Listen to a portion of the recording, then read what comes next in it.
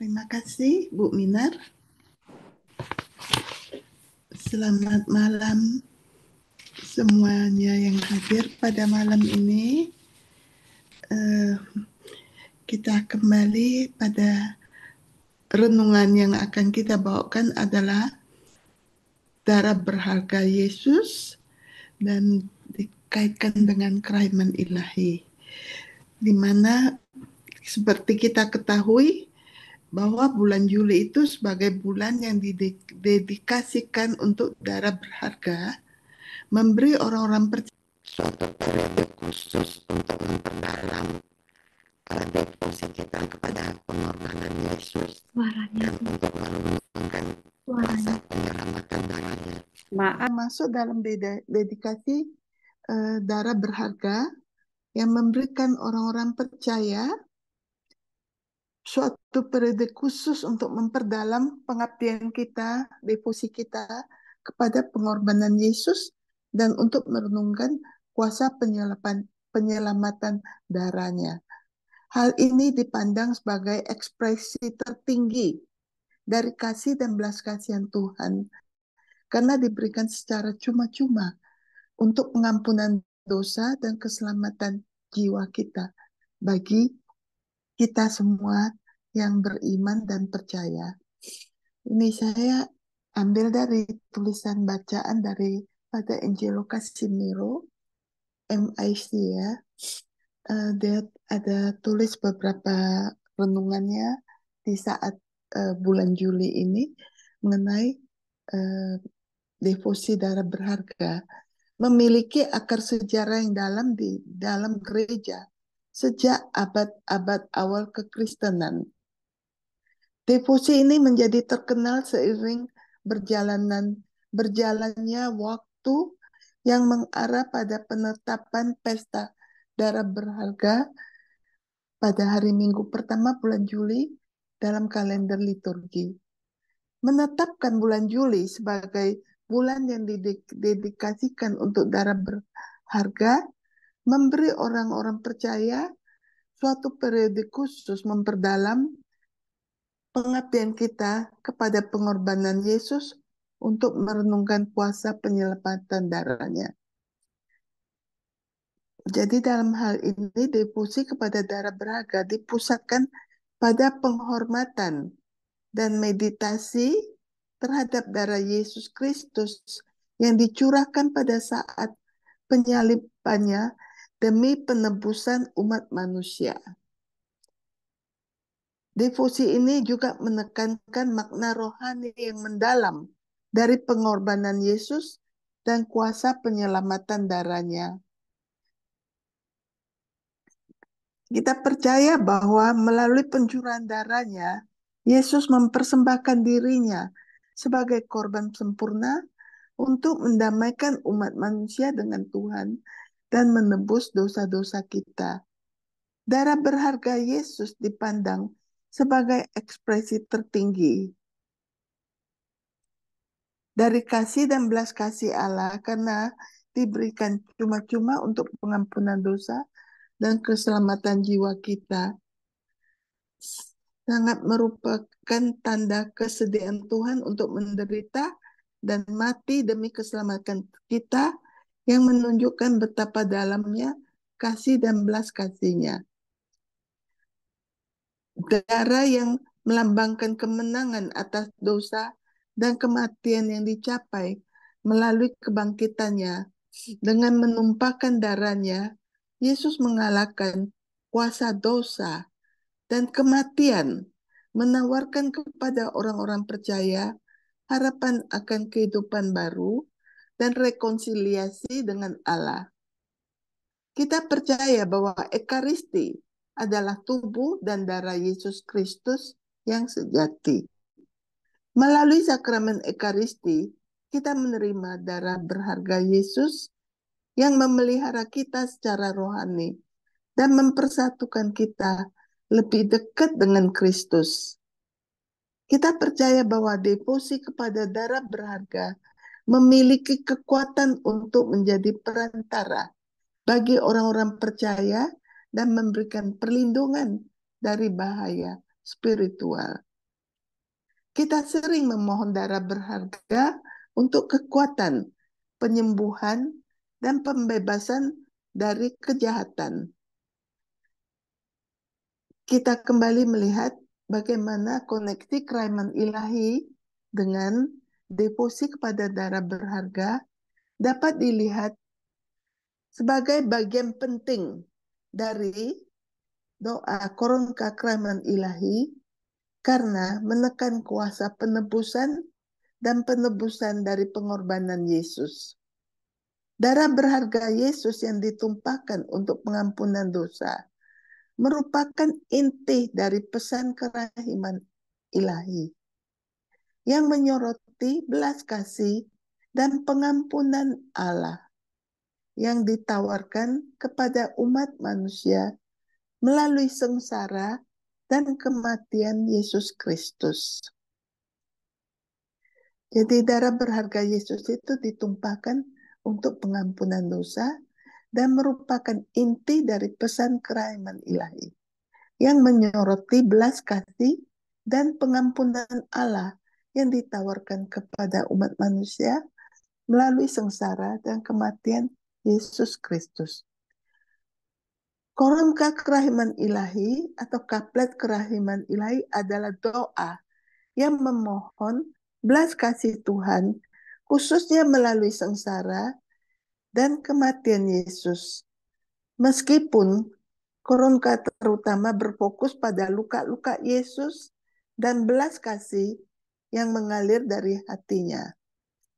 Koronka ini secara tidak langsung mengakui pentingnya darahnya yang berharga dalam memperoleh belas kasih bagi orang-orang berdosa.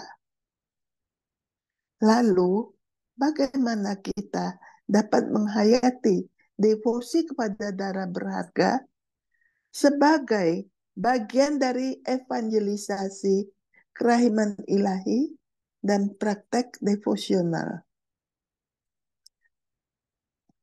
Kita dapat memasukkan doa-doa yang menghormati darah berharga Yesus ke dalam rutinitas doa-doa harian kita.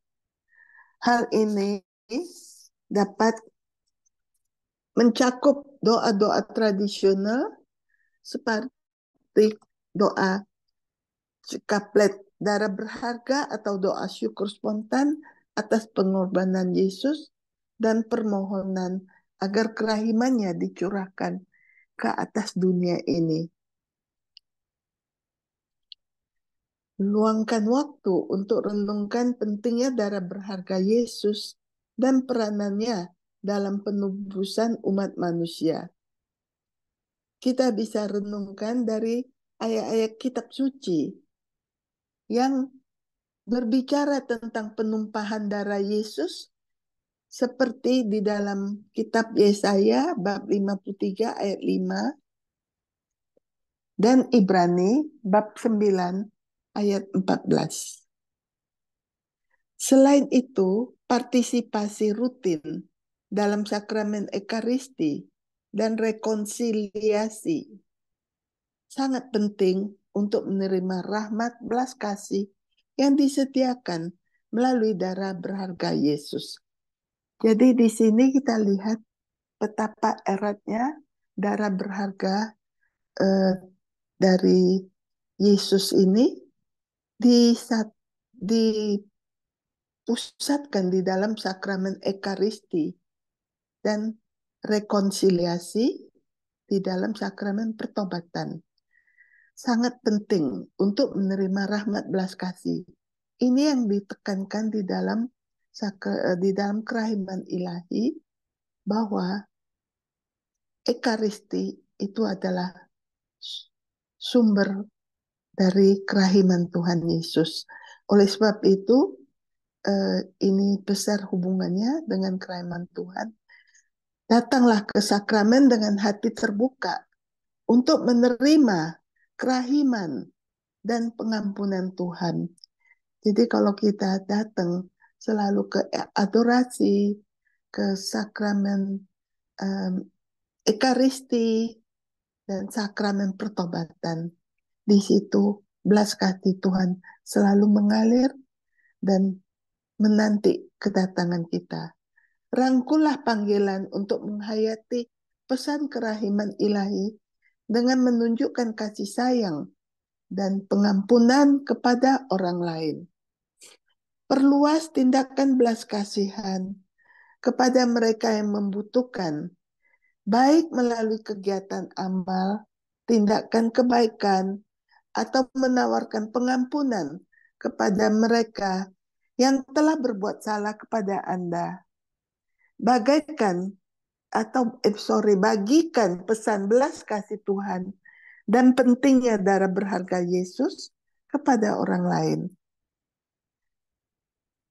Jadi di sini kita diberi kesempatan untuk evangelisasi, untuk mewartakan kabar baik, keselamatan melalui pengorbanan Kristus, dan mengundang orang lain untuk mengalami kuasa transformasi belas kasih Tuhan dalam hidup mereka.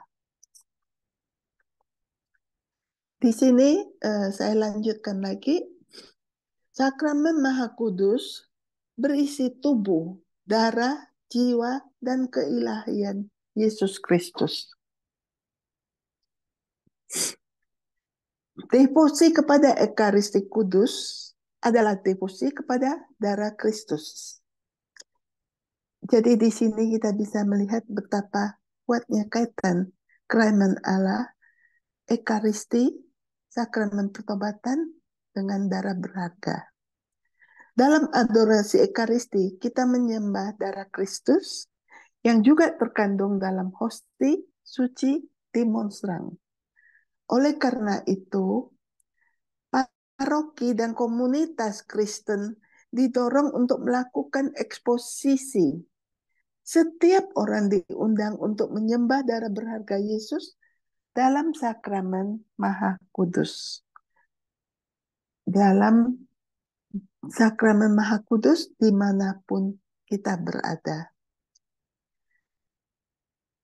Ini tulisan dari Paus Johannes Paulus II di tahun 2002 kepada Hari Pemuda Sedunia di Kanada. Dapatkan kekuatan dari rahmat sakramental, rekonsiliasi, dan ekaristi. Kunjungi Tuhan dalam kontak hati ke hati, yaitu adorasi ekaristi. Hari demi hari, Anda akan menerima energi baru untuk membantu Anda memberikan kenyamanan bagi penderitaan dan kedamaian di dunia.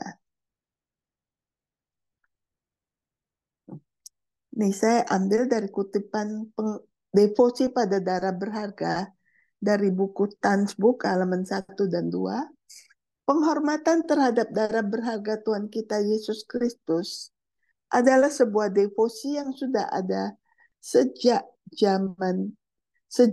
iman kudus kita. Darah berharga setiap hari disucikan dan dipersembahkan oleh para imam dalam misa. Dan setiap saat dihormati oleh umat beriman dalam sakramen Maha Kudus dari altar. Dalam komuni kudus, semua orang menerima daging dan darah Yesus Kristus sebagai jaminan hidup kekal. Umat Katolik sejati harus menghormati darah berharga Yesus Kristus sampai akhir dunia. Oleh sebab itu, gereja mendedikasikan bulan Juli menjadi bulan untuk menghormati darah berharga Kristus. Para bapak gereja mula-mula mengatakan bahwa gereja lahir dari lambung Kristus yang tertusuk. Pada sakramen disampaikan dan melalui sakramen disampaikan melalui darahnya. Jadi dalam gereja awal mula-mula dikatakan gereja lahir dari lambung Kristus yang tertusuk dan sakramen itu disampaikan melalui darahnya. Pesta darah berharga Tuhan kita telah dilembagakan di tahun 1849 oleh Paus Pius IX. Itu jatuh pada tanggal 1 Juli di dalam kalender liturgi tradisional. Di dalam Matius bab 26 ayat 27 dan 28, di situ dikatakan, kemudian dia mengambil sebuah cawan dan setelah mengucap syukur, dia menyerahkannya kepada mereka sambil berkata, minumlah dari ini kalian semua, karena inilah darahku. Darah perjanjian yang dicurahkan bagi banyak orang untuk pengampunan dosa. Matius bab 26 ayat 27 dan 28. Tetapi salah seorang prajurit yang membawa tombak menembus lambungnya, dan seketika itu juga keluarlah darah dan air. Dalam bacaan Yohanes bab 19 ayat 34. Saat memandang mereka yang berada di hadapan tata Allah, Santo Yohanes Penginjil menunjukkan bahwa merekalah yang keluar dari kesusahan besar dan telah mencuci jubah mereka dan membuatnya putih di dalam darah anak domba. Dalam kitab Wahyu bab 7 ayat 14. Dokumen tertua di luar kitab suci dari abad pertama era Kristen oleh Paus Santo Clemens yang pertama bertanggal sekitar tahun 96 Masehi mengatakan, marilah kita mengarahkan pandangan kita pada darah Kristus dan menyadari betapa sungguh berharganya darah itu. Melihat bahwa hal itu dicurahkan demi keselamatan kita dan membawa rahmat pertobatan ke seluruh dunia. Ini dikutip oleh saat konferensi tentang darah berharga Kristus oleh Father John Hardon SJ, Jesuit. Cinta yang melampaui batas tersebut menunjukkan bahkan menuntut bahwa setiap orang yang terlahir kembali dalam aliran darah itu memujanya dengan cinta penuh syukur. Dikutip dari Paus Yohanes 23. Darah berharga yang kita sembah adalah darah yang juru selamat curahkan bagi kita di Golgota dan diambil kembali pada kebangkitannya yang mulia. Itu adalah darah yang mengalir melalui pembuluh darah tubuhnya yang telah bangkit, dimuliakan, dan hidup di sebelah kanan Allah Bapa di surga. Itu adalah darah yang dihadirkan di altar kita melalui kata-kata konsekrasi. Darahlah yang layak memberikan rahmat pengudusan bagi kita, dan melaluinya ia membasuh dan mempercantik jiwa kita, serta meresmikan permulaan kehidupan kekal di dalamnya. Ini diambil dari Tahun Kasih Karunia Gereja oleh Father Pius Parts. Dalam perjanjian lama, ketika Israel ditindas oleh Mesir, Allah memerintahkan umatnya untuk menyembelih seekor domba dan memerciki tiang pintu dengan darahnya. Rumah-rumah yang diberi taburan terhindar dari pembawa pesan maut. Darah di tiang pintu ini melambangkan darah Kristus.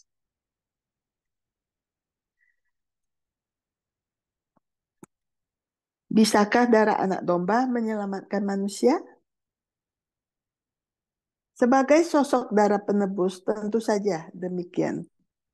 Karena ketika penghancur melihat ambang hati manusia yang ditandai dengan darah suci Kristus, dia pasti melewatinya. Dan satu jiwa lagi terselamatkan. Ini dikutip dari Tahun Kasih Karunia Gereja oleh Pastor Pius Parts. Jadi kita bisa renungkan antara kita sekaligus saya mengajak kita sama-sama merenungkan antara Yesus dan Maria juga terjadi pertumpahan darah selama 9 bulan ketika dia masih kanak-kanak dalam rahimnya Bunda Maria. Jadi persembahkan darah berharga kepada Bapa yang kekal.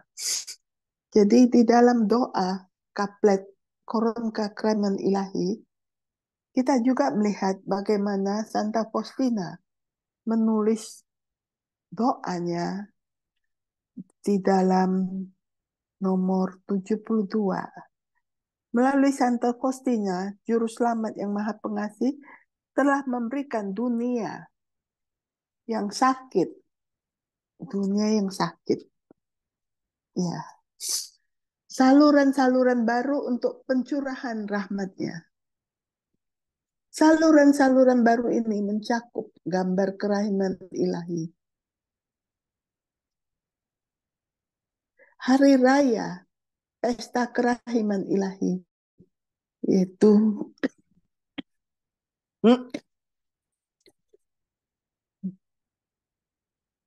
Minggu Pesta Kerahiman Ilahi.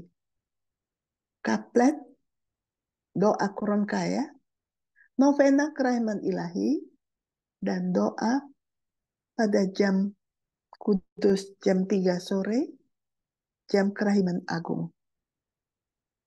Ini adalah permintaan dari Yesus kepada Santa Faustina yang diminta supaya dari gambarnya tercurah fokus terbesar dari gambar Yesus kerahiman ilahi adalah darah dan air. Kalau kita perhatikan gambar kerahiman ilahi itu, yang terlihat jelas pada kita adalah air, darah, dan air.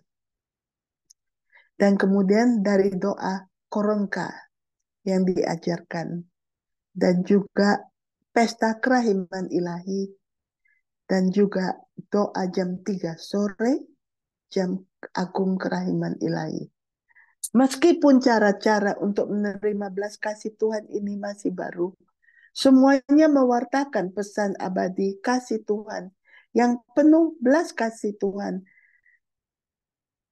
Mereka juga membawa kita kembali kepada sakramen kerahiman agung, yaitu Ekaristi Kudus, di mana Tuhan yang hidup, yang menderita, dan mati di kayu salib, dan yang hatinya tertusuk tombak, mencurahkan rahmat-Nya, rahmat belas kasih-Nya kepada seluruh umat manusia, dan menganugerahkan pengampunan kepada semua orang yang mendekat dan menghormati Dia.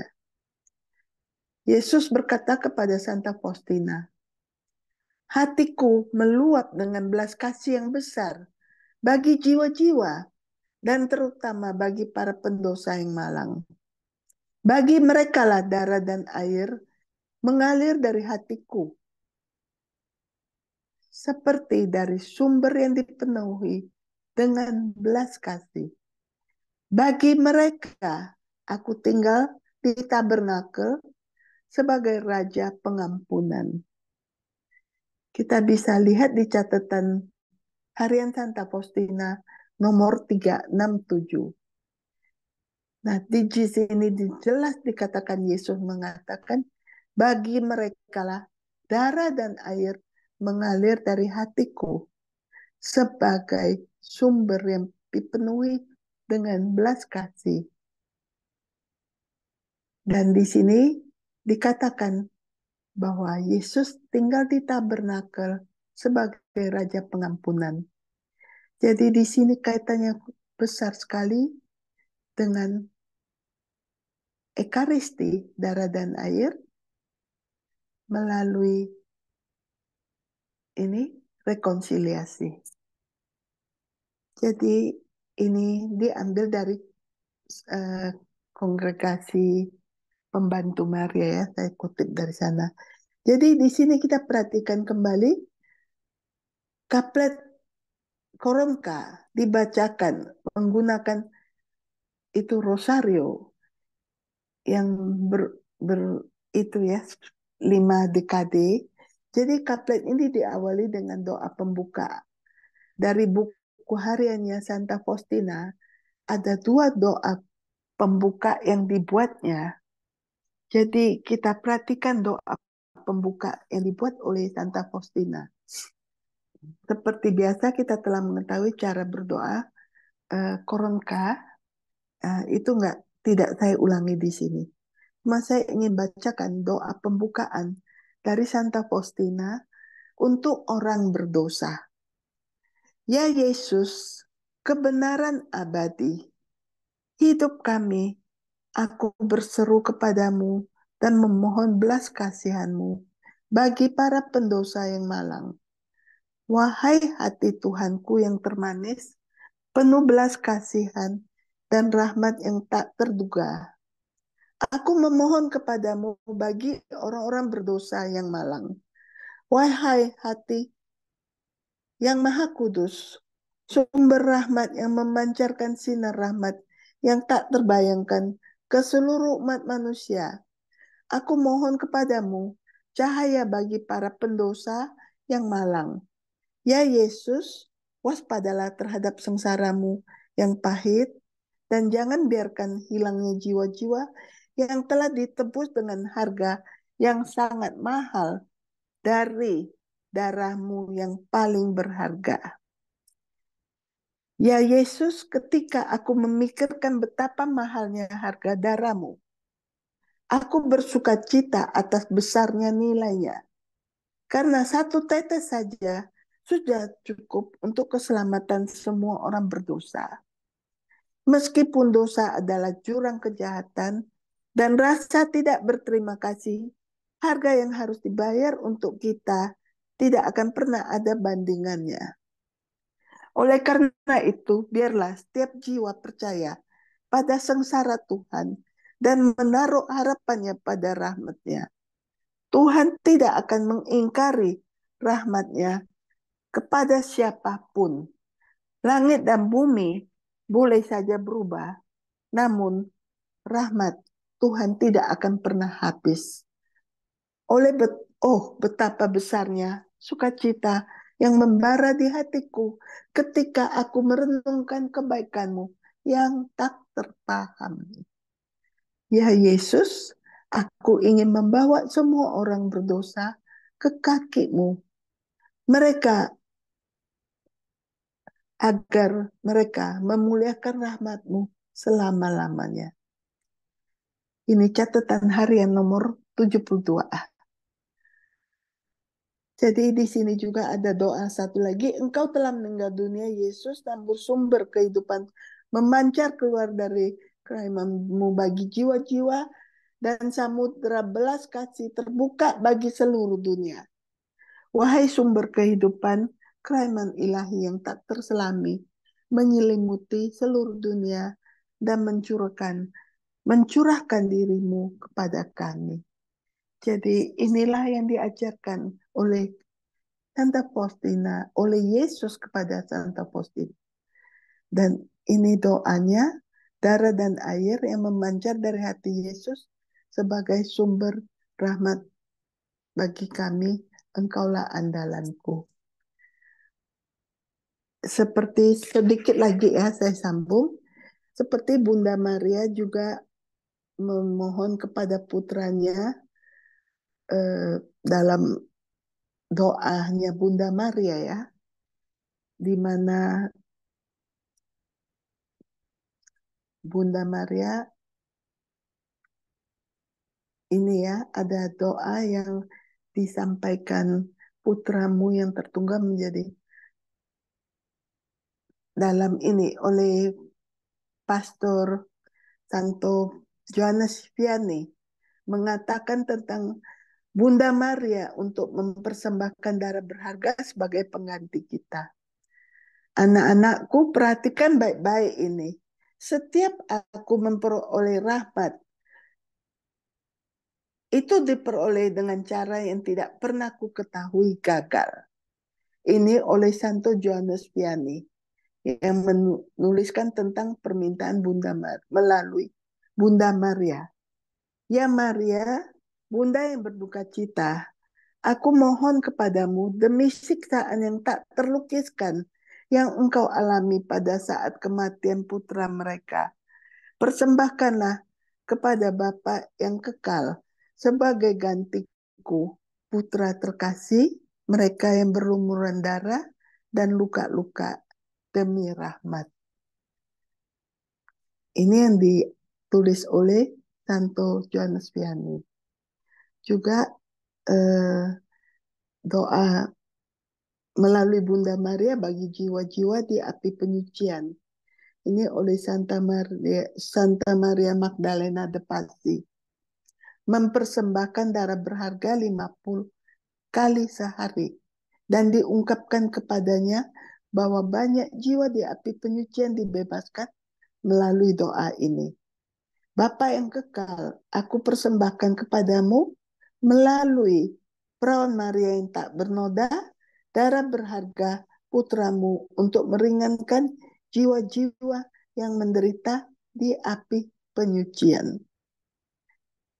Juga dari Rakolta, doa persembahan darah berharga, Bapa yang kekal, aku persembahkan kepadamu darah Yesus Kristus berharga sebagai pendamaian atas dosa-dosaku dan sebagai permohonan bagi jiwa-jiwa suci di api penyucian untuk kebutuhan gereja suci. Jadi untuk mencegah satu dosa berat, tulisan dari Pastor Faber, jika setiap malam sebelum kita istirahat, kita memohon kepada Perawan Maria yang terberkati untuk mempersembahkan darah berharga putra ilahinya, Yesus kepada Allah dengan maksud agar dengan demikian satu dosa berat yang mungkin dilakukan di suatu tempat yang mungkin terjadi bisa dicegah. Dan jika setiap pagi persembahan ini diperbaharui dari hari ke hari, kita dapat mencegah banyak dosa berat. Ya Perawan Maria yang kudus dan tidak bernoda, persembahkanlah kepada Bapa yang kekal darah berharga putra ilahimu dengan maksud agar satu dosa berat dapat dicegah hari ini atau malam ini. Ya Tuhan Yesus, aku najis, tetapi sucikan aku dengan darah-Mu. Yang setetes pun bagi para pendosa dapat menyucikan seluruh dunia dari segala kesalahannya. Ini doa dari Santo Thomas Aquinas. Demikianlah kita siap untuk malam ini. Kita doa penutup. Ya darah Yesus Kristus yang maha berharga, kami menghormati, menyembah, dan memujamu. Sembuhkanlah luka jiwa kami dan hapuskanlah dosa seluruh dunia. Wahai darah berharga, Kristus, berbelas kasihlah kepada kami. Amin. Terima kasih.